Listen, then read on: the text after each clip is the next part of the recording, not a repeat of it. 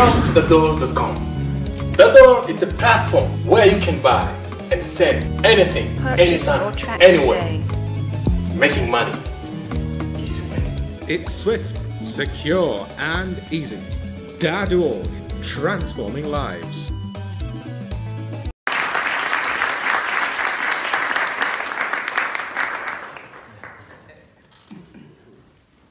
Good evening. First, let me say how glad I am to have this conversation with you. You know, there is a sense in which when you are students at one of the best universities in the world, you can be cocky about it. But it also gladdens one to have an opportunity to have a conversation.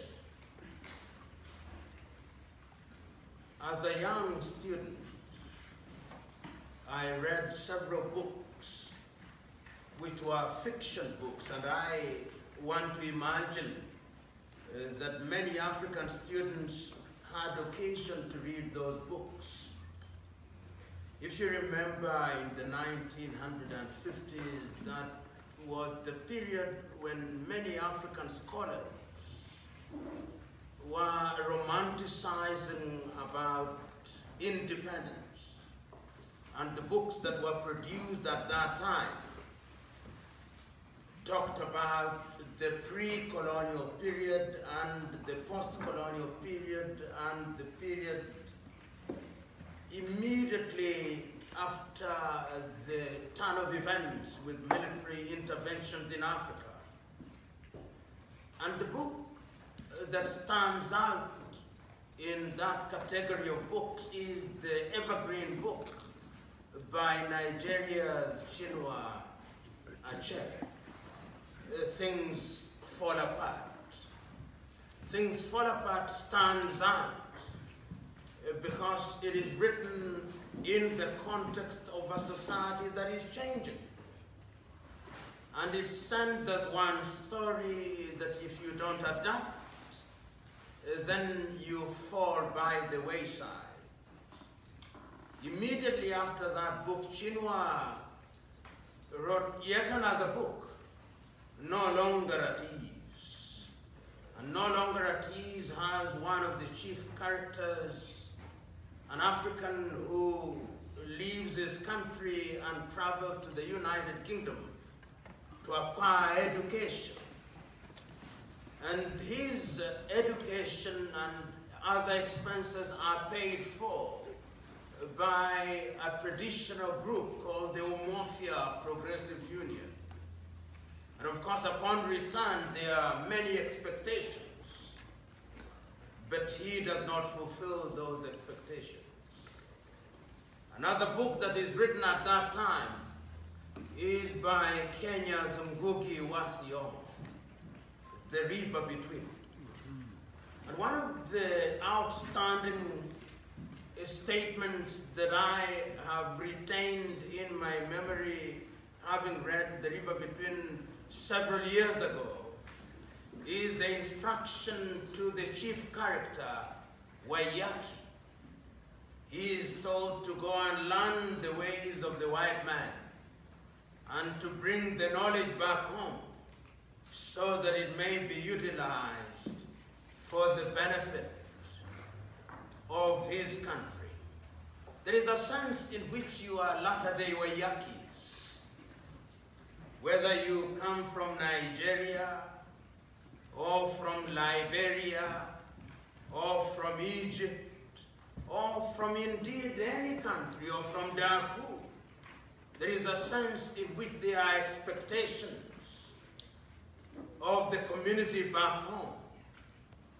And to the extent that I've been asked to open the debate about this evergreen subject of Afro-Pessimism and Afro-Optimism, it is important to understand Africa in the space in which she finds herself. Not so long ago, I had the privilege of speaking about a subject that is not so very different from the one that I am speaking about this evening. And I said that Africa stands out in all the continents as one which is still referred to in these terms.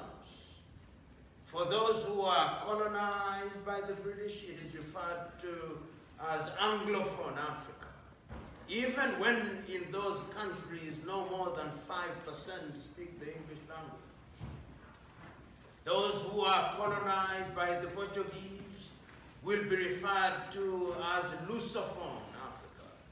And those who are colonized by the French are referred to as the Francophone Africa.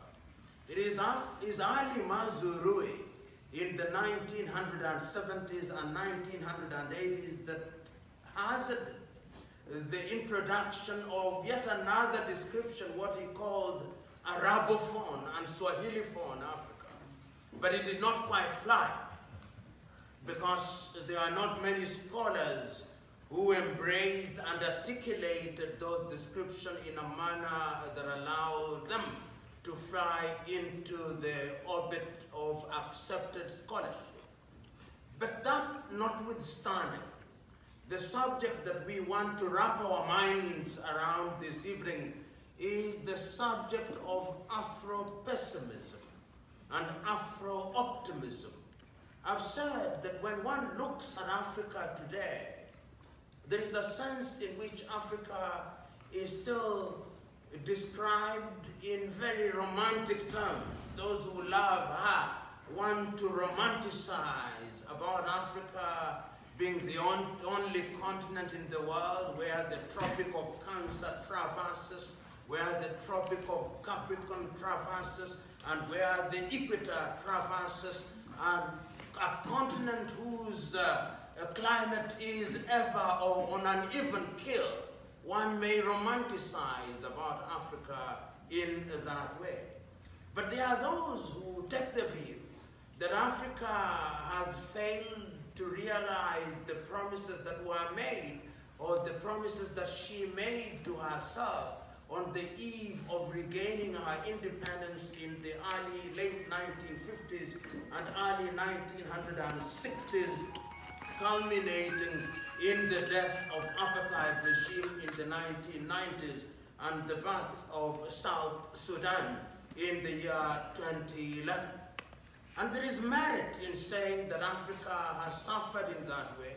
There is merit in saying that Africa has not punched at her weight or above her weight. There is merit when one wants to be negative about it, and when one wants to find, as some say, a solution, problem for every solution, to cite conflicts in Africa and therefore to dampen our spirit. In fact, if one were to start from that trajectory, one can remind oneself that only yesterday 180,000 people were expelled from Angola, from the Congo, to go into the Congo, which is xenophobic. One would say that you can see they don't even accept themselves. One can cite the ongoing conflicts in Central African Republic. One can cite the ongoing conflicts in the Democratic Republic of Congo, and of course one can talk about Somalia. But when one talks about Congo, I've always reminded my audience whenever I have the opportunity, when you see a country using the word democratic as a part of its name, know that it is not democratic. And that is very frequent in that part of the world. So there is a sense in which one can cite that. But one of the things that we don't remember is that the colonial project, as conceived by the colonizers in Berlin in 1884, was a project with a philosophy to it. And the philosophy of the colonial project was to subjugate the African continent for purposes of exploiting our resources.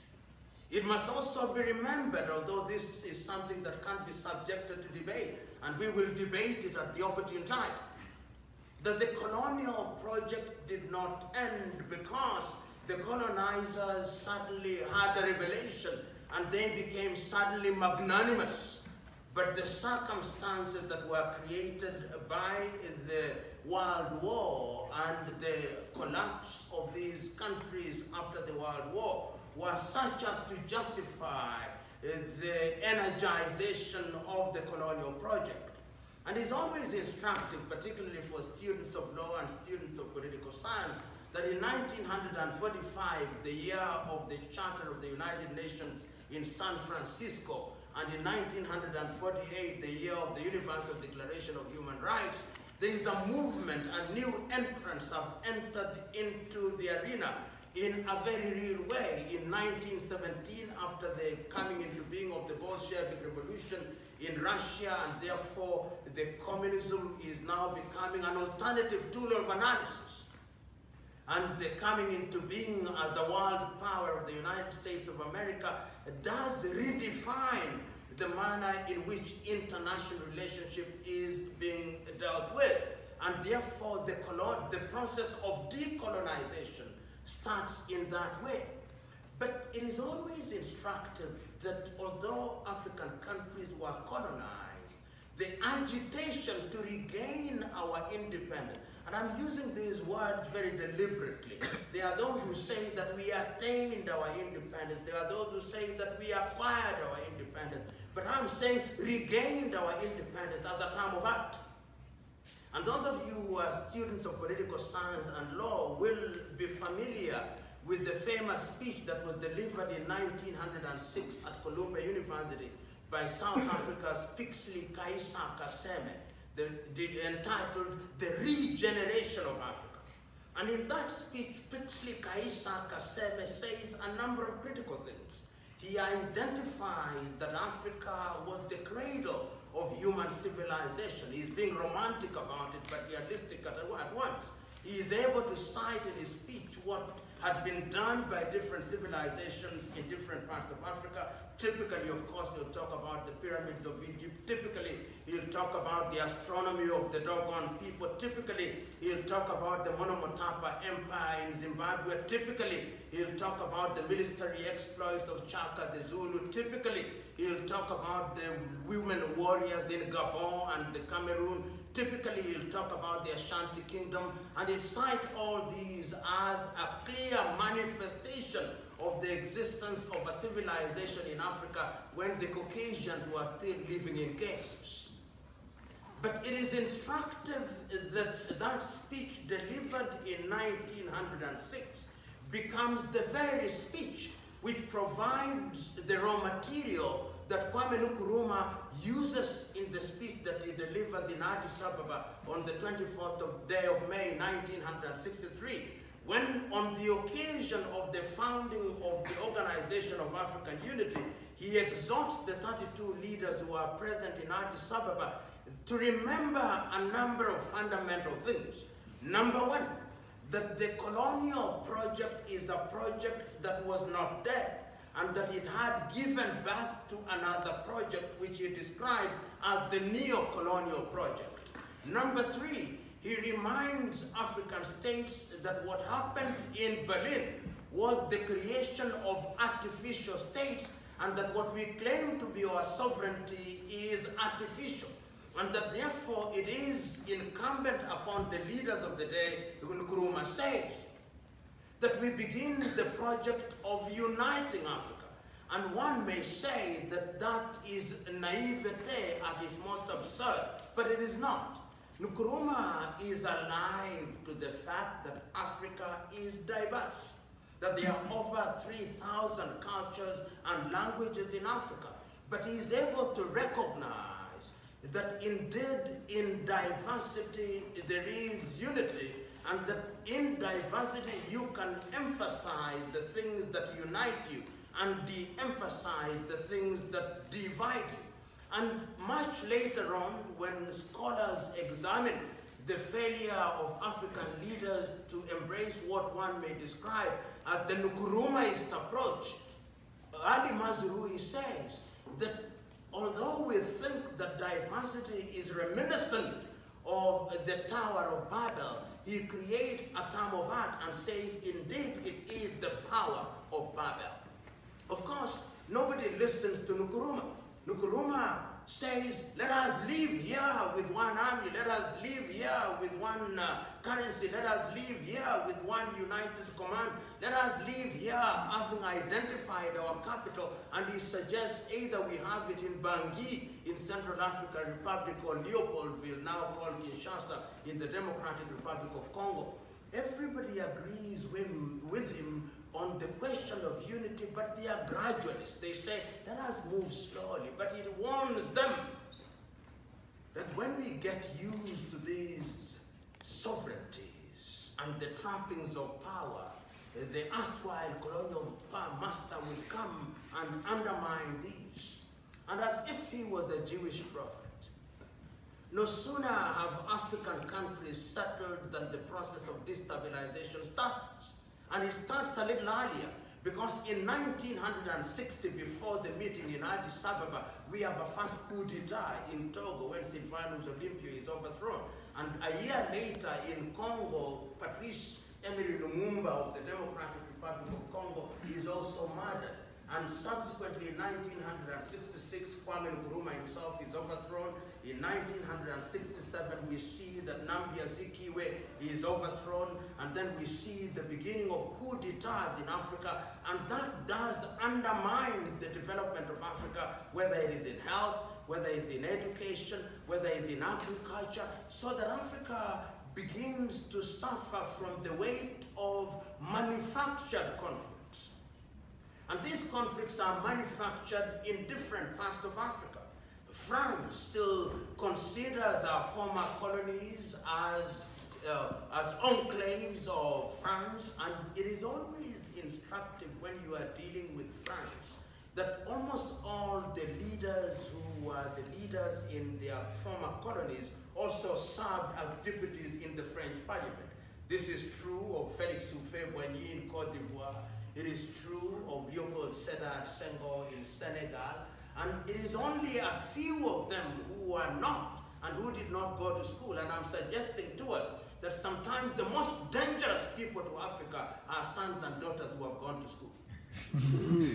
Because the people who actually reject what I call the Gaullist philosophy are the ones who did not go to school. It is Ahmed Sékou Touré of Guinea and Modibo Keïta of the Sudan, now called Mali. So one can understand, remember that my subject is Afro-Optimism, but that must be contextualized in the sense of appreciating the histories, and I'm not talking about history, I'm talking about the histories of Africa. And one can therefore conclude what one may describe as the French experience, so that France has always remained very present in African affairs up till now, complete with a currency which is controlled from Paris. In the British colonies, the British are a little bit more subtle, because number one, they don't go into the arena of assimilation. They are more subtle. They give you the impression that they are training you to lead your people. And one of the most amazing things, some of you who are from Ghana will remember the Achimota College. I read the paper justifying the creation of the Achimota College. The Achimota College is one of the leading institutions in Ghana in those early days. It was created deliberately to train young men and women to be English, to be Anglophiles. So you can see I'm beginning to suggest that education has also been used as an instrument in capturing our minds. And this is how I understand, for example, I'll come back to it a little later when Kenya's Ngugi wa Thiong'o talks about decolonizing the mind. He's suggesting to us that if you are not very careful, education becomes a tool in that regard. Then there are the Portuguese. The Portuguese were a very unique colonizer. As somebody has said, I think it is Samora Moises Machel of Mozambique, who in one of the most famous speeches that he has given says that one of the things that he finds very curious about his African contemporaries in the struggle is that those of them who are not properly initiated are heard in their unguarded moments saying, do you know we are superior to you who are colonized by the Portuguese? Because we were colonized by the French. who are civilized, who produce good wine, who have a good culture and good food. Those who are colonized by the English also tell those who are colonized by the Portuguese, we are better than you. And he asks them, are you saying that there is a better slave master than another? And he concludes by saying that there is no colonization which is humane. There is no colonization which is designed to help the colonized peoples. And that therefore, going forward, we must always be conscious of the fact that the entire colonial and neo-colonial project is designed to undermine Africa and to ensure that Africa remains, as I've said at a different forum, at the dinner table, not as a diner, but as food to be consumed. Welcome to thedoor.com. The Door is a platform where you can buy and sell anything, anytime, anywhere. Making money easy way. It's swift, secure, and easy. Dad.org, transforming lives. It is that Africa that we must nevertheless remain optimistic about. Why must we remain optimistic about Africa? You know, Africa is unique in many ways. It is unique in the sense that throughout history, Africa has always attracted other civilizations. Those of you who talk about globalization today believe that globalization is a new word that was invented in the recent past. But I take the view that globalization is an old word that has been used differently in different contexts. In the days of slavery, Africans were globalized and commodified.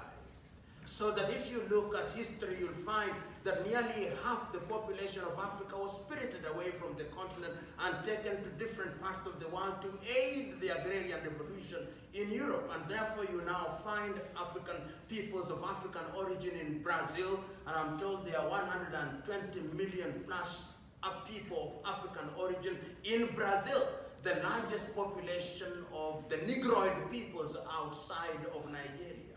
And you'll find them in different parts of the world. That Africa has been globalized during the colonial period, when African peoples had their esteem undermined, when African peoples were not allowed to participate in the activities of their countries as equals with others. But we now find ourselves in a totally different space. And my view is this: we can, in many ways, try to always claim that we are the way we are because we were colonized. I do not buy that debate. I do not accept that the reason why we are the way we are in many countries is because others have continuously tried to undermine us. Because history demonstrates in the recent past that quite a number of countries which were colonized and which were our age mates on the eve of independence have succeeded in achieving some of the goals that they had identified for themselves. There are examples that are given almost ad nauseum, but permit me to give them because they are the examples that tell the story. We tell the story of the Koreans. In 1953, we know that they were engaged in a civil war on which there is an armistice even up to today. But today, even the photographs that you are taking, I suspect that you are using Samsung phones or some other phone from Korea. What is it that the Koreans did that we have not done? What is it that the Indonesians did that we have not done? What is it that the people of Singapore did that we have not done? What is it that the Indians have done in terms of ensuring that there is appropriate technology that we have not done? What is it that the Vietnamese are doing after the war in 1975 that we have not done? What is it? What is it that the United Arab Emirates have done from the 1990s that we have not done? And when I say we have not done it, I'm not blind to the fact that in quite a number of African countries, there are activities of an economic nature which are progressive. When I talk about Africa not achieving, is simply because in terms of the resources that are at her disposal, she ought to be doing better. But we must ask ourselves what has undermined our well-being. There are Afro-Pessimists that I've talked about who take the view that we are incapable of doing these things. But yet there is extant evidence which demonstrates that we have contributed to technological advancements wherever we have been given the opportunity outside of the continent, and in some cases even within the continent. What are the militating factors that continue to undermine? And I'm suggesting to us that there are a number of things which, in my view, have undermined Africa and therefore stands in the way against our realization of the potential that we have. Bad politics is one of them, and is the culprit on many occasions.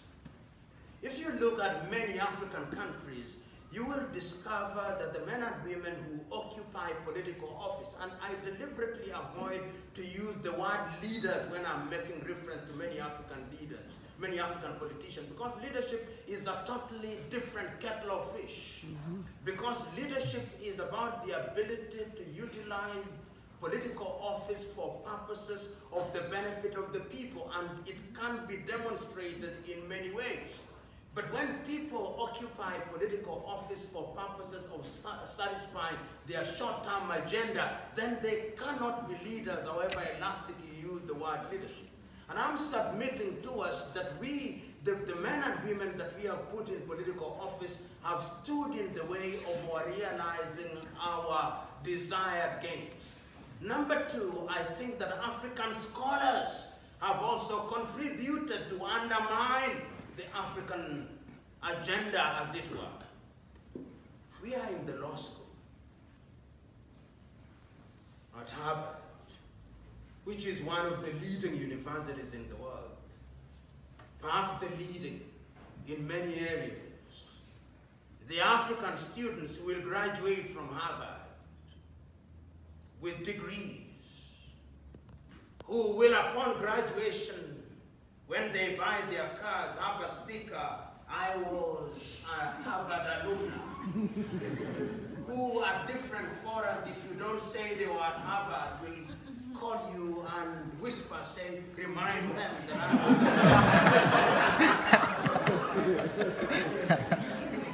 they are there. The question is, when we have acquired knowledge from Harvard, or Yale, or Oxford, or Cambridge, or the Sorbonne, or Lisboa, or whichever European university, and when I talk of the Conceptual West, or Sydney, or whichever place, when we go home, what we use that knowledge for?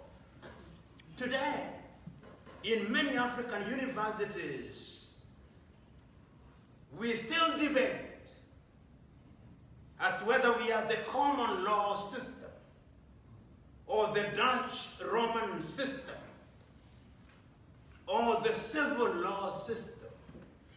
The Kenyan lawyer says we are common law and we are proud about it. What innovations have we come up with that are capable of resolving our disputes?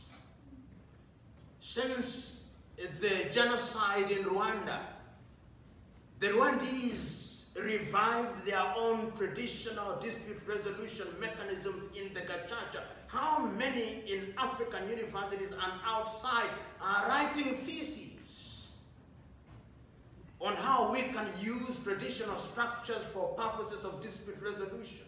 All of us, including myself, who is guilty of this, we are happiest when we are citing Roe v. Wade. Goward Bush. I'm submitting to us that in order for Africa to realize our potential, the African intellectual must decolonize their minds. Because when all is said and done, what is the value of knowledge? What is the value of having a PhD degree when people cannot be fed? Because we are very basic in many parts of the world. What is the value of being an aeronautical engineer when your engineering is simply about passing examination, you are simply an examination passing machine without hope. And I'm submitting to us that if Africa were to realize the potential, and this is why I remain optimistic, that you of the younger generation, the younger ones, you must begin to re-examine some of the mistakes that we have made. There is a book that is written by somebody, Hajun Chang, the Bad Samaritan, who says, among other things, that those who do not take into account the knowledge of the past will always remain in the infancy of knowledge. The mistakes that we have made and other generations have made, what are we doing about them? Those of you who are in the technological sector, we now know that we are in the 4th industrial revolution. Will the 4th industrial revolution and nanotechnology pass us by? We have seen in our own lifetime the Chinese lift 700 million people out of poverty, and yet millions are submerging into poverty in the continent of Africa. You know, I always say this. When you go into a country and you want generally to know how those countries are governed, look at how people behave at the traffic lights. It is a simple test, but it's a very important test. In many African countries, one of my teachers used to say, when you arrive at what you Americans call the pedestrian crossing, and in Africa we call the zebra crossing, it means that the pedestrians rule. But my teacher used to say that in Africa it means you run like a zebra. Because the motorists will not care. But despite all the things that I'm saying, I'm submitting to us that we cannot afford the luxury of being pessimistic. Why?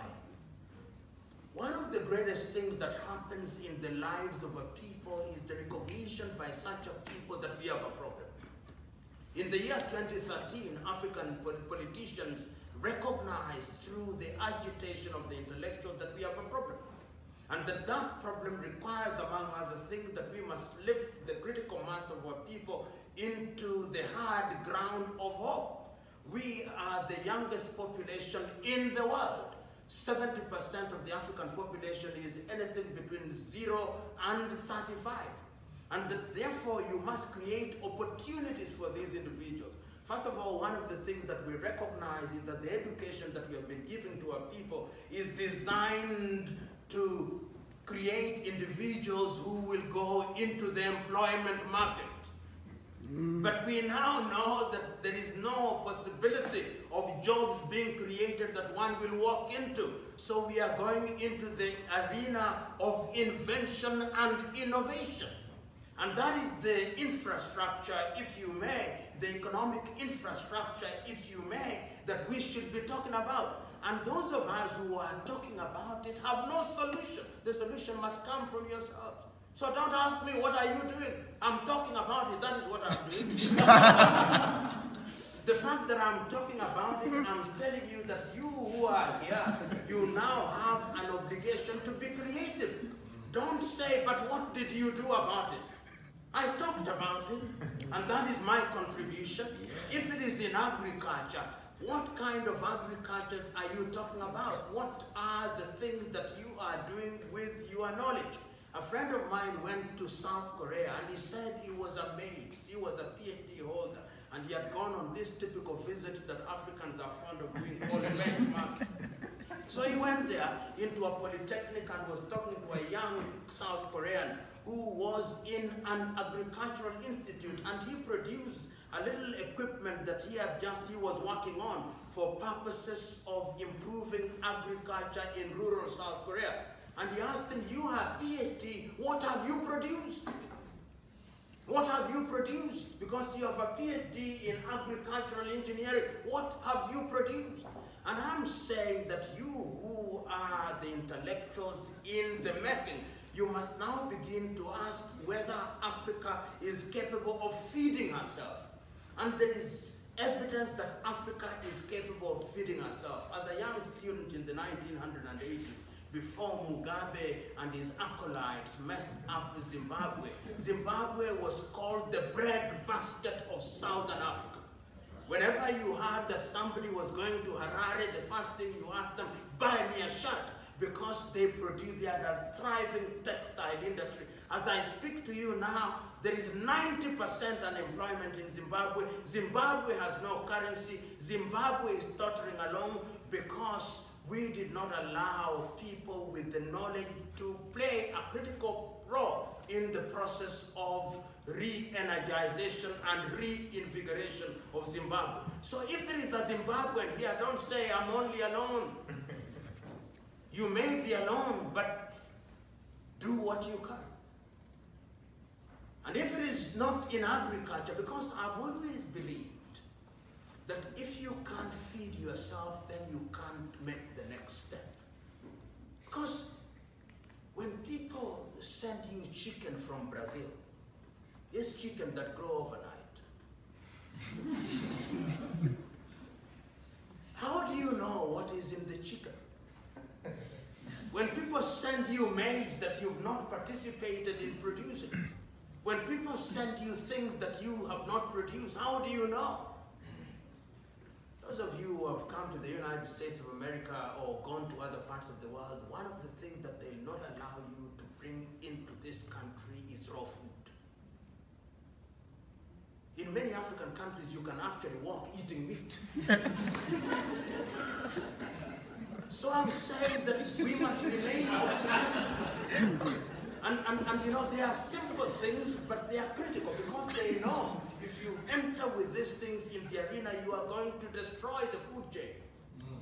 Those of you who are in the technological sector, today, and you permit me to just use this example, when we were growing up, in fact, not so long ago, there was a time when the mobile, if you had a mobile phone in your car, you had to make all of us know that you had a mobile phone because it cost nearly $1,000.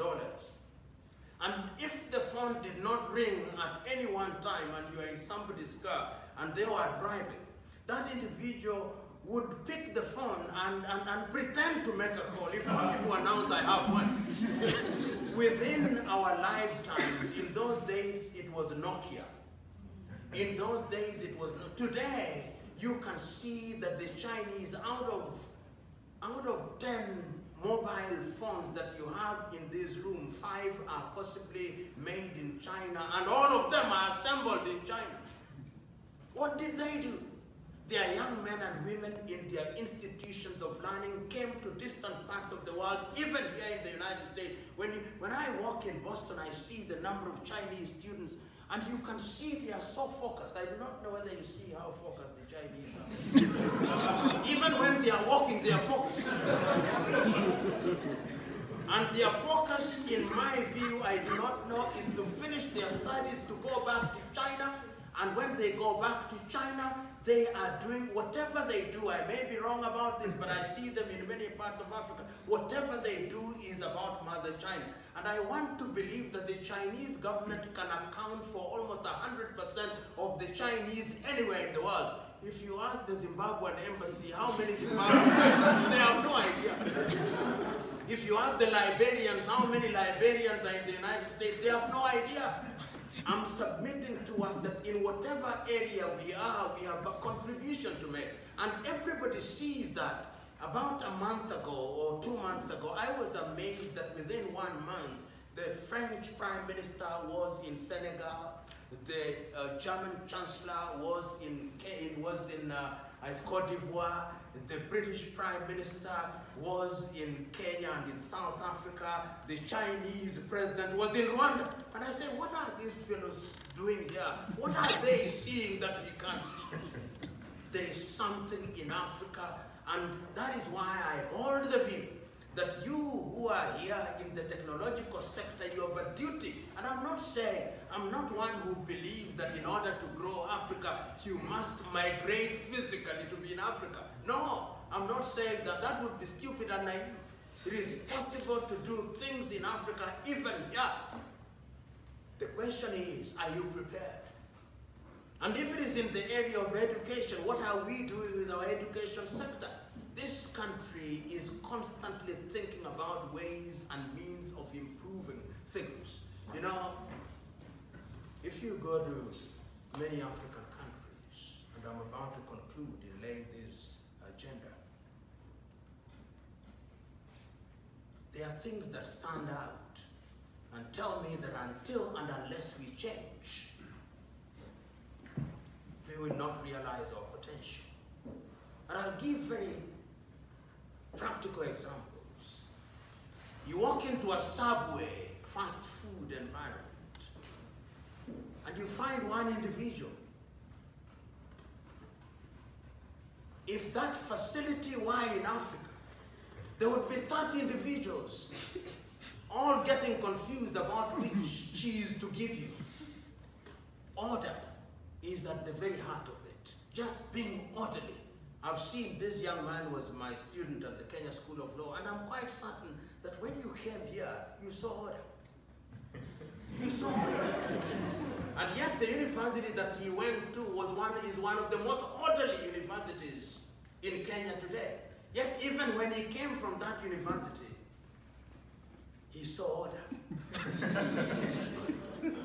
Being orderly is at the very heart of the Africa that we want to create.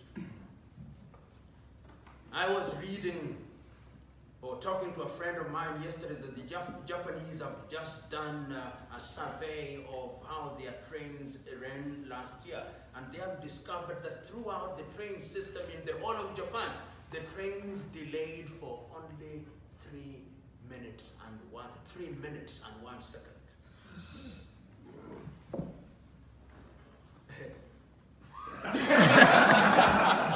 If you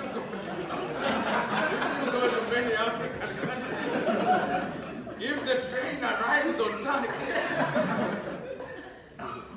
you wonder what is wrong. And I want to conclude with this story that was being told. My friend Ben O'Para was here, I think, when we were being told, maybe you are not.